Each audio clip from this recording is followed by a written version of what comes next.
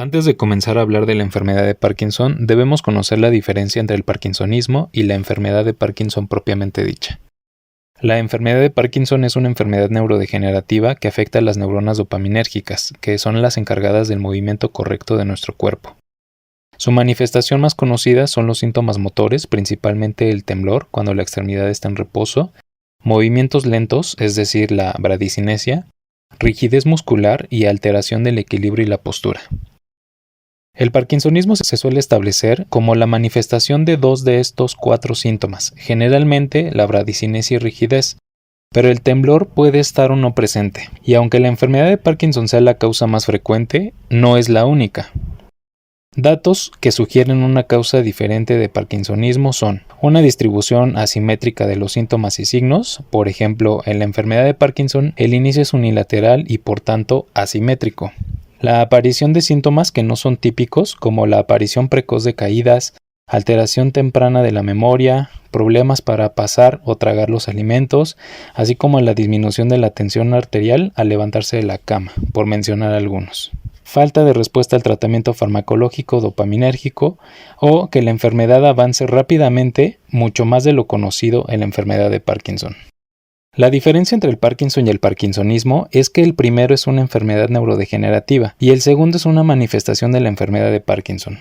Es decir, lo que llamamos un síndrome, que puede ser por muy diversas causas, como por ejemplo fármacos, infartos cerebrales u otras enfermedades degenerativas como un Parkinson Plus.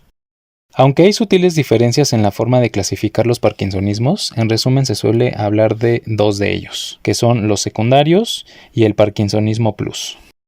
Entre los parkinsonismos secundarios destacan por encima del resto el que es causado por el uso crónico de fármacos que interviene en la producción de dopamina. En este caso, se debe ajustar la medicación haciendo que los síntomas, en general, lentitud del movimiento, rigidez y temblor de forma asimétrica, desaparezcan. También dentro de esta categoría se incluye el parkinsonismo producido por agentes tóxicos, enfermedades vasculares o alteraciones cerebrales metabólicas. Cuando hablamos de parkinsonismo plus, hablamos de una enfermedad que se manifiesta con las características que mencionábamos arriba y no responden a la medicación, aparecen síntomas atípicos, se desarrolla de forma más rápida. Es decir, la causa es otro tipo de enfermedad y no la enfermedad de Parkinson. Dentro del parkinsonismo plus se pueden destacar tres: la parálisis supranuclear progresiva, la atrofia de múltiples sistemas y la degeneración corticobasal. Pues bien, a manera de introducción, esta enfermedad fue descrita por primera vez en 1817 por el médico James Parkinson en su ensayo de la parálisis agitante, que era como estaba descrita en ese momento. James Parkinson describió a la enfermedad como un síndrome motor que está caracterizado por movimientos temblorosos que son involuntarios, la tendencia de doblar el tronco hacia adelante y el caminar, que conforme va progresando la enfermedad tiende a cambiar a un ritmo de carrera.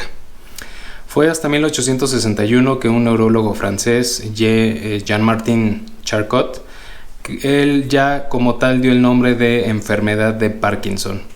Y además extiende un poquito más las características motoras de esta enfermedad, incluyendo a la rigidez como un síntoma motor de la enfermedad de Parkinson. Como epidemiología, sabemos que la enfermedad de Parkinson es la segunda enfermedad neurodegenerativa más frecuente en el mundo después de la enfermedad de Alzheimer. La prevalencia, es decir, el número de casos que se encuentran actualmente en el mundo, es de alrededor del 1% en pacientes que son mayores a 60 años. Esto traducido en números, pues afecta un poquito más de 5 millones de personas en el mundo. Y bueno, sabemos que conforme una persona tiene más años, pues esta prevalencia tiende a aumentar del 1% hasta el 4%. Se han hecho algunos estudios donde han visto que el número proyectado de casos de pacientes con enfermedad de Parkinson de 5 millones en el 2030 van a aumentar de 8.7 a 9.3 millones de pacientes con esta enfermedad. En México, las cifras que se tienen actualmente pues son meramente aproximaciones, ya que existe una brecha de tiempo entre el inicio de la enfermedad y hasta que se establece el diagnóstico. De acuerdo al Instituto Nacional de Neurología, la enfermedad de Parkinson ocupa el tercer lugar entre las enfermedades neurológicas aquí en México y existen alrededor de 150 a 200 casos por cada 100.000 habitantes. Cabe señalar que en países desarrollados el tiempo de diagnóstico aproximado nuevamente es de unos 12 meses, inclusive menos tiempo, y en nuestro país nos enfrentamos a que en promedio este tiempo es de 30 meses, o sea, estamos hablando que es un poco más del doble.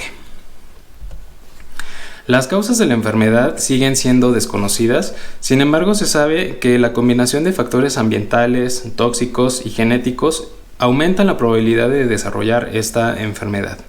Los más estudiados sin duda alguna son los factores tóxicos, ambientales y genéticos, y estos han ayudado a conocer las bases sobre algunos tipos de enfermedad. Además, uno de los hallazgos más importantes en los últimos tiempos pues ha sido el descubrimiento de la acumulación de proteínas, que estas se acumulan dentro de las neuronas y estas neuronas son incapaces de poder eliminar o degradar estas proteínas. En los últimos 20 años ha habido un progreso importante en la identificación de algunos genes que participan en el desarrollo de la enfermedad de Parkinson, que son las formas genéticas. Estas formas se presentan en 5 a 10% de los casos y el resto, que estamos hablando del 90-95%, no tienen ninguna alteración genética y a estas se le denomina enfermedad de Parkinson idiopática o de causa desconocida. En este cuadro que les estoy poniendo en la diapositiva, pues podemos ver algunos de los genes que están involucrados en el desarrollo de la enfermedad. Cada uno va a tener cierto tipo de presentación, solamente están ahí para que los conozcan. Ahora vamos a ver los factores de riesgo para desarrollar la enfermedad de Parkinson. Sin duda, el factor de riesgo más importante es la edad. Conforme vimos que la prevalencia cuando uno tiene un poco más de 60 años es del 1% a nivel mundial y después de cumplir 85 años esta prevalencia aumenta hasta el 4%, pues esto sigue siendo, como les comento, un factor de riesgo muy importante para el desarrollo de esta enfermedad. Sin embargo, también el sexo está establecido como un factor de riesgo, afectando un poco más a hombres que a mujeres en una proporción de 3 a 2. Como podemos ver en ambos gráficos, los factores de riesgo más frecuentemente reportados en los estudios pues se encuentran la exposición a pesticidas, las lesiones previas en la cabeza, vivir en zonas rurales, el uso de fármacos como los antagonistas de los receptores beta, la ocupación agrícola e incluso beber agua de pozo. Ahora, dentro de los factores protectores, los más frecuentemente descritos son el fumar tabaco, beber café, el uso de algunos antiinflamatorios, también el uso de fármacos bloqueadores del canal de calcio y el consumo de alcohol. Ojo, hay que tomar con cautela esta información. No porque el fumar tabaco o beber mucho café o tomar mucho alcohol lo voy a hacer para prevenir esta enfermedad. Sabemos que el abuso del tabaco, del café y del alcohol pues pueden condicionar otras enfermedades. Entonces hay que tener mucho cuidado en cómo vamos a interpretar esta información. También podemos ver aquí factores de riesgo genéticos y en la parte, en el cuadro rojo superior pues se encuentran algunos de los genes que aumentan las probabilidades de desarrollar esta enfermedad y abajo algunos genes que disminuyen, pero recordemos que estos casos, las formas genéticas de la enfermedad de Parkinson pues representan la minoría de los casos. Ahora, la patología es bien sabido que existe una pérdida progresiva de las neuronas dopaminérgicas y justo es en una región del cerebro que se llama mesencéfalo, en la sustancia negra compacta. Como podemos ver aquí en las imágenes que les puse, en la imagen A, con las líneas rojas están señaladas otras líneas de color negro. Estas líneas de color negro es la sustancia negra, que es donde se encuentran estas neuronas dopaminérgicas. Sin embargo, cuando vemos la imagen B, aquí ya es un paciente que ya ha progresado con la enfermedad y vemos cómo esas líneas negras empiezan a desaparecer. Eso es la pérdida progresiva de las neuronas dopaminérgicas. Ahora, se habla que más o menos debe de existir una pérdida del 80% de estas neuronas para que el paciente empiece a manifestar síntomas. Sin embargo, pues este porcentaje igualmente es una aproximación. Y bueno, también los hallazgos de la acumulación de proteínas que les comentaba, que estos son los llamados cuerpos de Levy. Ahora bien, Braak mapeó la enfermedad de Parkinson en estadios neuropatológicos, es decir, en cortes de cerebro. Esto fue con fines de investigación. Y son 6 los estadios de esta enfermedad. Entonces, empezando por el primero y el segundo, que algunos los definen como presintomáticos, pues aquí prácticamente la enfermedad está limitada hacia la médula oblongada, que si volteamos a ver a la imagen del cerebro, vemos que en la parte de abajo hay un número 2 romano y un poquito más arriba está el número 1 romano. Ahí es donde se cree que inicia la enfermedad. Incluso se postula que la enfermedad empieza desde el sistema nervioso, que se encarga de darle motilidad al intestino y va ascendiendo hacia el cerebro. Sin embargo, esto no ha sido demostrado con solidez, por lo tanto esto sigue un poquito en debate, pero está bien que lo conozcan. Aquí pues estos estadios pues se han relacionado con la aparición de algunos síntomas no motores, que ya les voy a hablar un poquito de ellos más adelante, y después pasamos a los estadios 3 y 4, que ya aquí es donde comienzan las manifestaciones clínicas. Aquí vemos igual en la imagen del cerebro, pues si buscamos el número 3 y 4 romanos, pues vemos que sí ya está subiendo, ¿no? La progresión de la enfermedad ya va como en ascenso.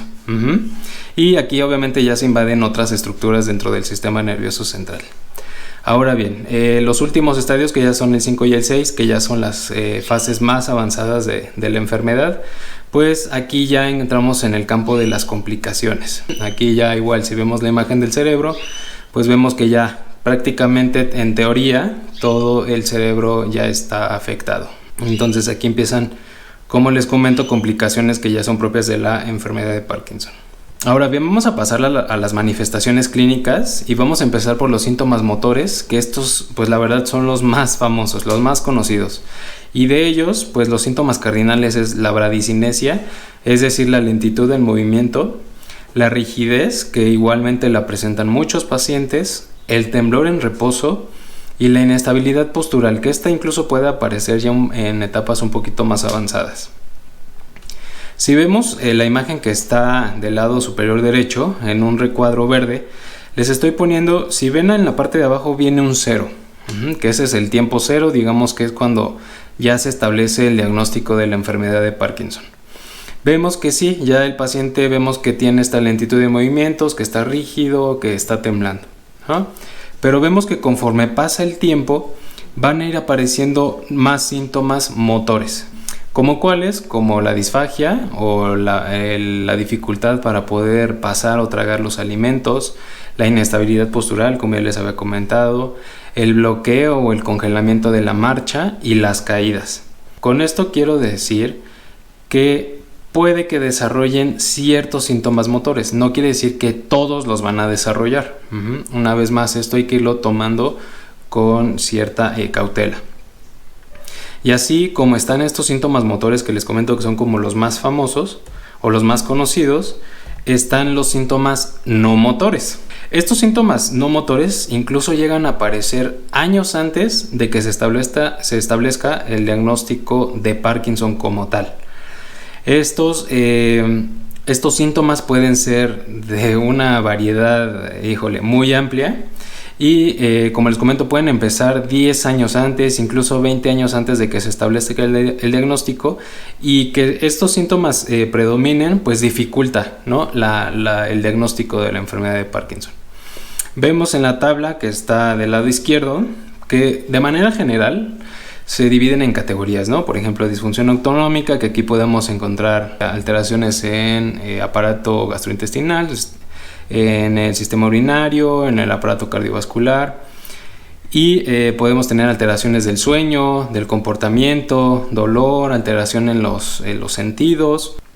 Entonces, por ejemplo, por mencionar algunos de la disfunción autonómica, pues muchos pacientes presentan constipación, incontinencia urinaria, incontinencia fecal, disfunción sexual, también hipotensión ortostática, fatiga. En cuanto a trastornos del sueño, pues justamente es eso, alteraciones en el sueño REM, el síndrome de piernas inquietas, somnolencia, el insomnio también, trastornos como depresión, ansiedad, dolor crónico, que muchas veces está relacionado por la misma rigidez que tiene el paciente. Entonces, por ejemplo, tomando el ejemplo del dolor, muchos pacientes con Parkinson tienen dolor, pero es porque están rígidos. Entonces, si vemos otra vez en el cuadro arriba a la derecha, igual el tiempo cero está en medio, ¿no? Que es cuando se estableció el diagnóstico. Pero vemos que, por ejemplo, hasta 20 años antes, el paciente ya tiene problemas de constipación, alteraciones del sueño, depresión. Entonces, todo ese tiempo se está perdiendo en poder establecer el diagnóstico de la enfermedad de Parkinson.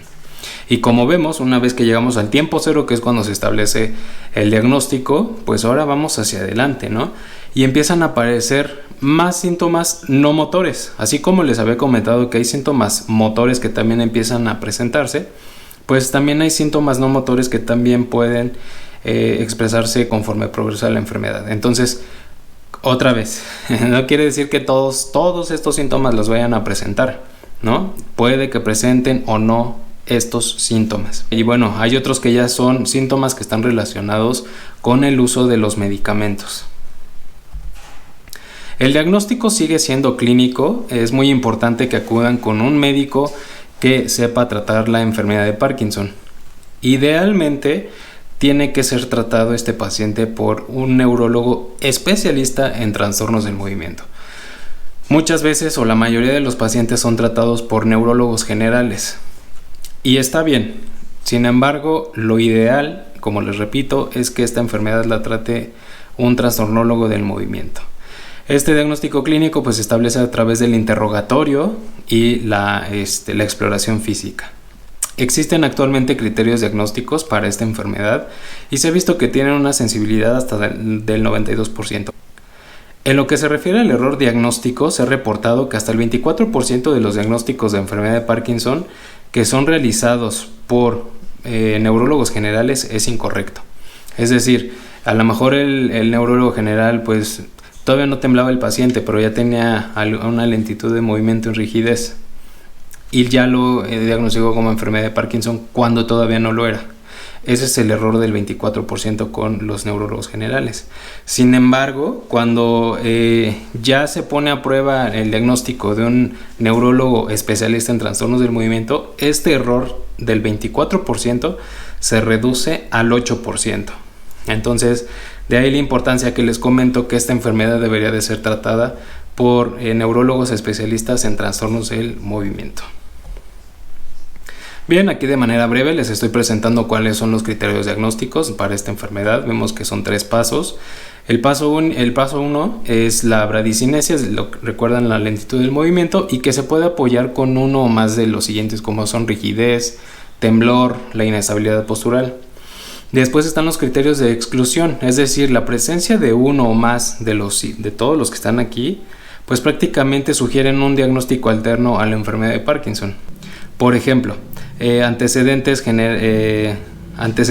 de las famosas embolias, que en el ambiente médico pues son accidentes cerebrales vasculares, lesiones repetidas en la cabeza, signos cerebelosos, presencia de tumores cerebrales. Si estos síntomas están presentes en los pacientes, pues sí, se sugiere otro diagnóstico y no se trata de una enfermedad de Parkinson. Y por último, el paso 3, que son síntomas que apoyan al paso 1, ¿no? Es decir, si ya tiene bradicinesia y rigidez, pero hubo un inicio unilateral, hay temblor de reposo presente, hay excelente respuesta a levodopa, pues sí, son datos que van reforzando o apoyando el diagnóstico para enfermedad de Parkinson. Ahora aquí existen otras herramientas de las que se pueden apoyar los médicos para poder hacer el diagnóstico. Aquí, como vemos en la imagen, pues pueden ser clínicos, buscando alteraciones del olfato, problemas del sueño REM, los estudios de imagen que muchos de ustedes seguramente ya tienen de estos estudios, como el PET, como resonancia magnética, incluso hay estudios más avanzados como el SPECT, como el DaTscan, pero esto va dependiendo de cómo se abordó al paciente, y también dependiendo de cada paciente pues son los estudios que se van pidiendo, ¿ok?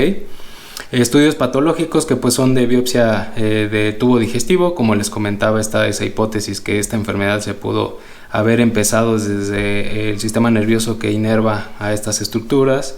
Biopsia de la piel, algunos marcadores dentro del líquido cefalorraquídeo, de saliva, de orina, obviamente de sangre, y pues obviamente estudios que busquen alteraciones genéticas que pudieran estar condicionando el desarrollo de esta enfermedad.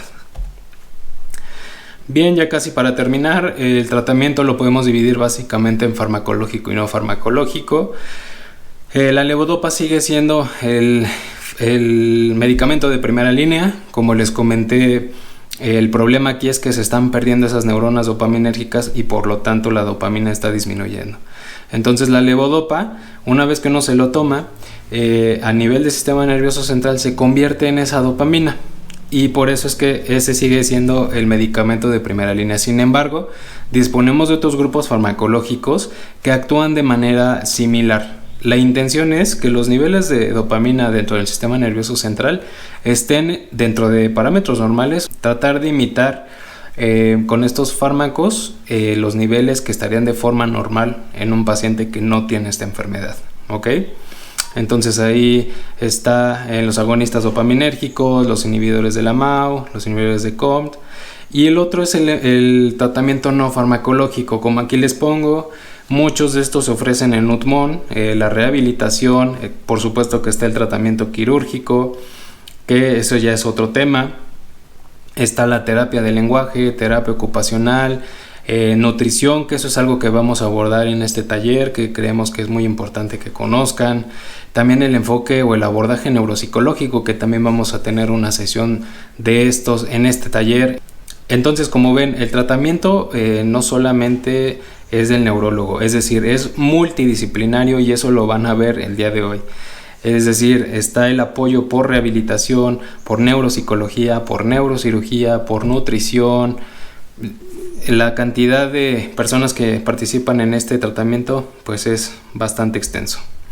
Entonces aquí son algunos de los medicamentos que ustedes conocen ya, que seguramente toman, y que conozcan que hay alternativas para poder tratar la enfermedad, y que eso es algo que vamos a abordar principalmente en este taller, y que me da gusto que se hayan incorporado otras disciplinas que se ha visto que sirven para poder tratar la enfermedad de Parkinson.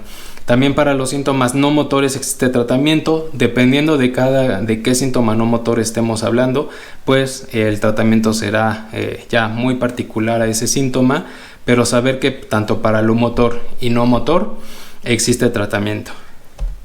Pues bueno, por mi parte eso fue todo. Espero que les haya servido este repaso sobre la enfermedad de Parkinson, y pues disfruten las siguientes sesiones. Hasta luego.